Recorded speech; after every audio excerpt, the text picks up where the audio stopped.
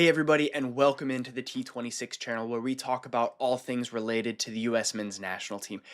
Today is typically where we would create our Team of the Week video. However, there's a couple of leagues around the world that are not currently playing, and it's a little bit difficult to make a full Team of the Week when we don't have all of our players available. With that being said, we're going to do a Team of the Season for the first half of the season, and we're going to basically create a lineup out of the players who have been the most successful and the most prominent in our Team of the Week series so far. And leading with that, we are going to use our 3-4-2-1 formation, not only because it seems to be what Mauricio Pochettino is going to do moving forward, but it's what we've used most often so far.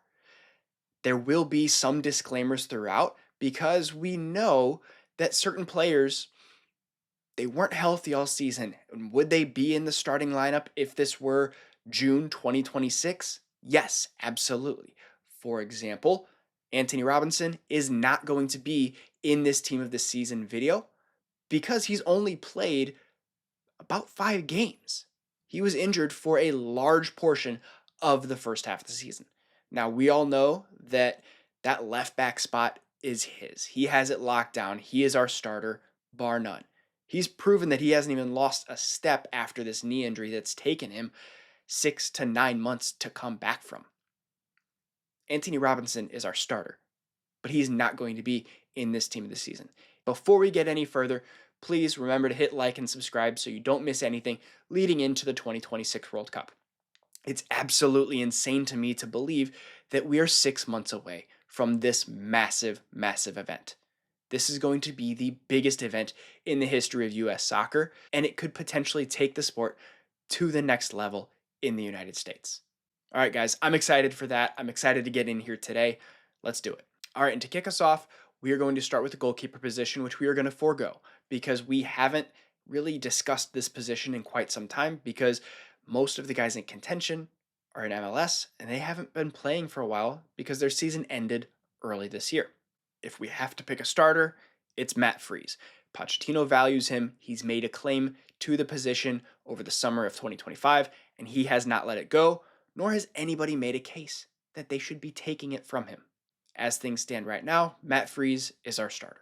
Now we're going to move to our back three. And while this is not a perfect position for everyone, it's what fits the best. And it's a little bit about the history of where I've decided to play these players in the Team of the Week series. Starting with our left center back, we have Mark Mckennie of Toulouse. And Mckennie has put together a very solid first half of the season. Has he been perfect? No. But he has been a very reliable starter in the French league. Mckennie has played 16 matches for his club, starting 15 of them and amassing over 1,300 minutes in total. He has 1 assist this year, but we're really not looking at Mckennie for offensive statistics.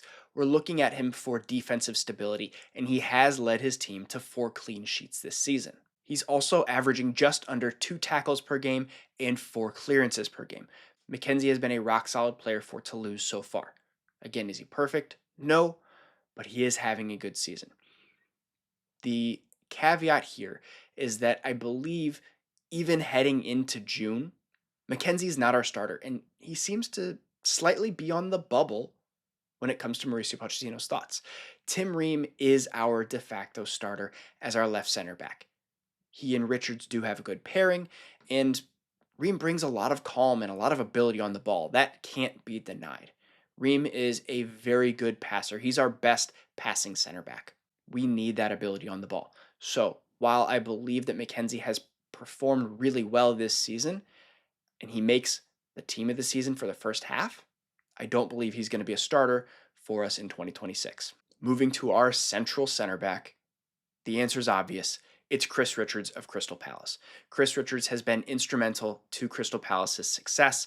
He has been rock solid. He has been an absolute unit back there, and he's been contributing a little bit offensively as well. At the very least, he's made himself a set-piece target that other teams have to pay attention to. That's been something that's been missing from the U.S. men's national team as of late. And now, moving forward, we have Richards, we have Mckennie, we have some guys who can get up and get the ball. That's huge for us moving forward. So far this season, Chris Richards has played in 17 matches in the Premier League, and he's started all 17 of those matches. If he's missed, it's because he's been unavailable or injured. In those 17 matches, he's played just over 1,500 minutes, going the full 90 in all of them. He's averaged 58 touches per game and helped Crystal Palace to 6 clean sheets so far. That is a massive accomplishment for Palace. They're typically not a powerhouse in the Premier League and oftentimes find themselves defending, but they have been rock solid so far this year, and that's something that Richards has been a big part of. He's also averaged 2 tackles per game and 6 clearances, whether they're in the air or on the ground. Chris Richards is keeping the ball out of the back of the net and out of dangerous spots. I'm really looking forward to him producing on the world stage come June. Our right center back is going to be Noah Kai Banks from Augsburg, and the 18-year-old has really put together a nice first half of the season. He was struggling for minutes early on, but once he got his opportunity, he has refused to let it go. So far this season, he's played in 12 matches, started 10 of them, and amassed 905 minutes across all of those competitions in the Bundesliga. Banks is another player who is a very good passer of the ball. I think that he is the heir apparent to Tim Ream when it comes to our on-ball center backs. Chris Richards is by far our best center back right now. But when it comes to calmness and collectivity on the ball and tidy passing, Banks has the potential to be Tim Ream level at his peak and even better. Again, he's just 18 years old, starting in the Bundesliga. This season, he's helped Augsburg to 3 clean sheets. He's averaging 47 touches per game and has a goal to his name in the Bundesliga. Center backs mature late. Being this solid and getting this many minutes as an 18-year-old center back is a massive accomplishment for the young man. I'm really hoping that we can see him in March and that he can play his way into the plans of the World Cup. I'm not saying that he needs to start. I'm not saying that he should start. That stage may be a little bit too big. The lights may be a little bit too bright. But if you're good enough, you're old enough. And he's proving week in and week out that he's at least at the level of some of our other players that are getting minutes for the U.S. men's national team. I want to see Banks come in and play, and I wholeheartedly believe that he's deserved it. Now we're going to move up the field slightly and talk about our dual pivot sixes, which I am going to assign as Tyler Adams and Weston Mckennie. And I'm going to give a little bit of an adjustment to the formation here, saying that I want Tyler to be our stay-at-home six, really anchoring that back line and providing support, and giving Weston a little bit more free roam. I think that he is best as a box-to-box midfielder, and as long as Weston can get back and track back in this system, he's a very solid dual pivot six. Again, I want him pushing forward. I want him arriving late in the box, but he's going to have to assume some defensive responsibility. And I think that this version of Weston can, and he will. To give a brief overview of what Weston has been able to do with Juventus this year, we need to dive into his stats. He had a little bit of a slow start to the season, which he always does because somehow he is always on the outs at the beginning of the year. But just like he always has, he pushed his way back into the lineup. He proved himself valuable, and now he's proven himself undroppable. Juventus can't survive without him, whether it's at the right back position, central midfielder, second striker. Weston finds himself on the field. Between all competitions, he's played in 24 matches, scored 2 goals, and has 2 assists in just over 1,500 minutes. And a lot of those goals and assists have come in most recent weeks. Weston has really found his form and rounded out the season so far very nicely. Juventus needs Weston. It's undeniable at this point, and I believe we do too. There's going to be people out there who say maybe Weston should be part of our dual 10s instead of our dual 6s. And while I think that he's serviceable there, I think that his ability to track back and his defensive capabilities are more valuable because he can arrive late in the box and contribute on the offensive side of the ball as well. But him being there next to Tyler gives Tyler a little bit more freedom to just defend, and Weston can help more in the build-out. And I think that we get the most out of our 11 with Weston as a dual 6 and a different, more creative player up top next to Christian Pulisic. And like I said, next to Weston McKennie is Tyler Adams, who I want as our stay-at-home 6. And Tyler put together a fantastic first half of the season with Bournemouth. In the Premier League, he played in and started 15 of 15 matches, averaging just about 80 minutes per game. if he can go, he's going to go. It was very unfortunate that he picked up a knee injury later in this first half of the season and he's missed some time. However, it's not too serious, and we do expect him to be back early March. Will he make that camp? I don't know, but I want him to prioritize his health for the World Cup, not for some friendlies in March. We know what we have in Tyler. We know he belongs on this team. So far this season, Tyler actually has 2 goals and 1 assist for Bournemouth on the offensive side of the ball, and he's also averaging just under 2 interceptions per game, 3 tackles per game, and just over 4 ball recoveries.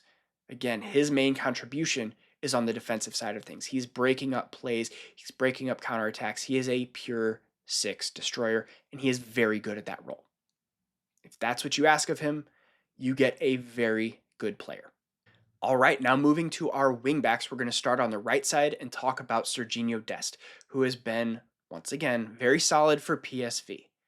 Not only in the Eredivisie, but in the Champions League. This man is getting it done. Dest has played in approximately 1,700 minutes across 21 matches in all competitions. And this year, he's actually been a little bit more solid defensively and taken those responsibilities a little bit more seriously.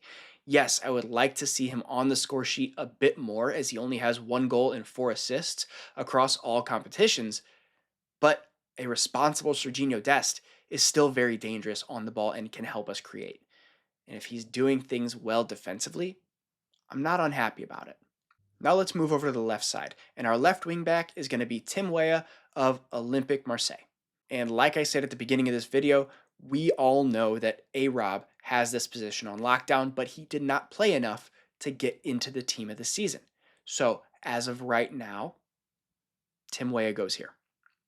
I would fully expect A-Rob to start in June. And honestly, the way he's been playing, when we do a second half team of the season, I would expect this role to be locked down by A-Rob as well. And Weah has put together a nice start to his career in Marseille. We know that he's comfortable in League One as he came up there with PSG and Lille, and he finds himself back there after a little stint in Italy. And so far this season, Tim Weah has played approximately 1,300 minutes across 19 matches in all competitions, which includes the French League and the Champions League. He finds himself with 2 goals and 2 assists, and he is consistently contributing on both the offensive and defensive sides of the game. League One seems to be a very good home for Weah. He's growing as a player, and he's finding his way as a winger and as a wingback. His versatility is going to be big for us moving forward on the US men's national team. Knowing that we have him as a depth piece for a winger position on the left or the right, and as a wingback position on the left or the right, bodes well for him making it into the roster, even though I don't believe that was ever really in question. But it really increases his odds of getting on the pitch. Knowing that he can produce in multiple positions is only a good thing. In 2022, Weah was a locked-in starter for the US men's national team.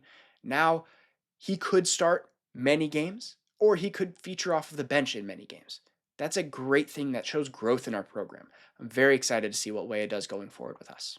All right, now we're going to move forward to our attacking 10s. We have dual 10s in this formation, and the first one is going to be Christian Pulisic. I mentioned him earlier, as I said, somebody needs to partner with him.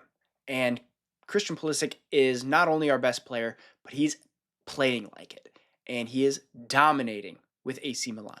Christian Pulisic has played in roughly 1,400 minutes across 25 matches in all competitions that include the Coppa Italia, Supercoppa, Serie A, and Champions League.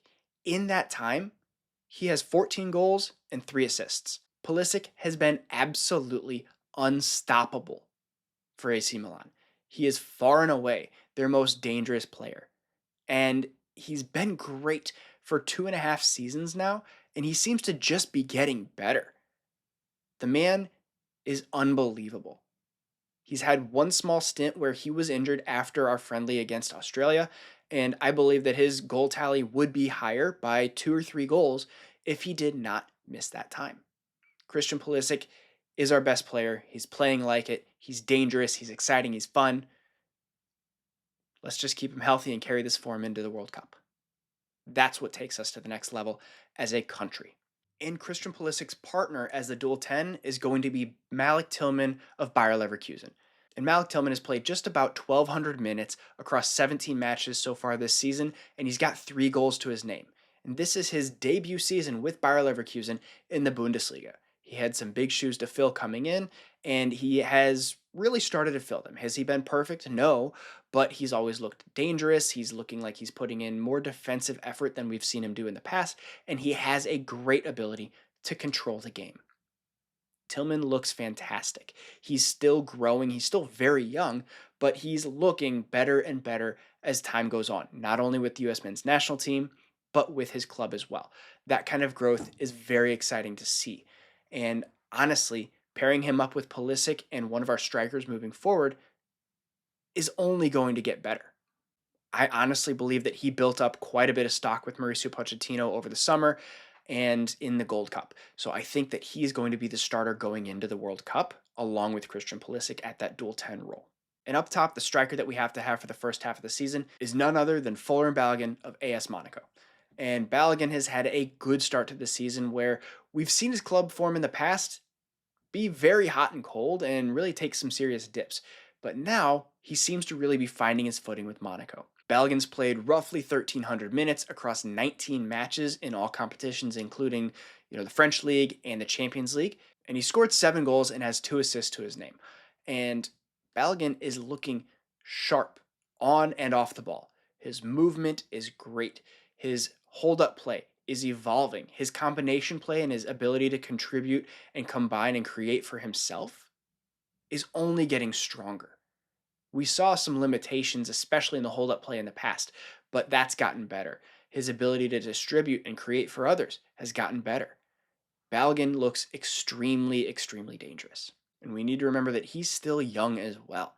He's not the youngest that we've ever seen, but he's not a completely mature striker yet. We've seen him be a little bit wasteful with some opportunities, but he's consistently getting into the right spaces.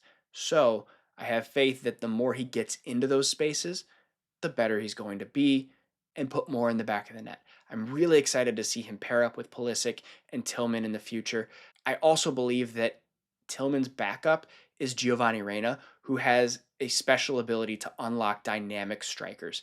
And that way, we have some good depth at the attacking 10 role.